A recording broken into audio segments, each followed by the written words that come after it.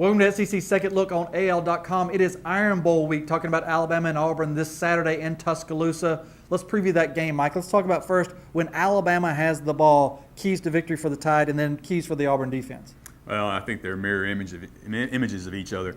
You know, most games you look at it and you say Amari Cooper is a key, and he's always a key. But I think the way Auburn a couple weeks ago gave up chunks of yardage on the ground to Georgia, I think this game, the trenches and defending the run for Auburn is going to be a key. If Alabama can control the ball, much like Georgia did in that game against Auburn, I think it's theirs to win. Auburn's got to play much better run defense to have a shot in this game. Let's talk about the Auburn offense, where it has been prolific for much of the year, but has struggled some down the stretch. Let's talk about, particularly against good competition, talk about when Auburn has the ball and when Alabama's trying to defend them.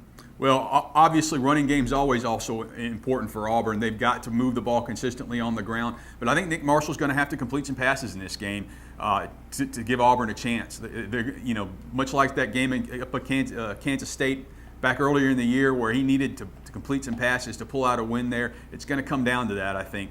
And for Alabama, I think obviously the key, looking after last year and the way Auburn was able to run the ball in their defense, they've got to stop that run. You think revenge plays any factor here? We all remember what happened in last year's Iron Bowl. Certainly, and Alabama's played that never again card before. But I think even more than that, the circumstances are similar in that an Alabama win puts them in the SEC championship game with a shot at the national title. For that to happen 2 years in a row, I think Alabama's really going to look at last year and say, we're not going to let that happen again. Always an interesting matchup, the Iron Bowl this Saturday in Tuscaloosa.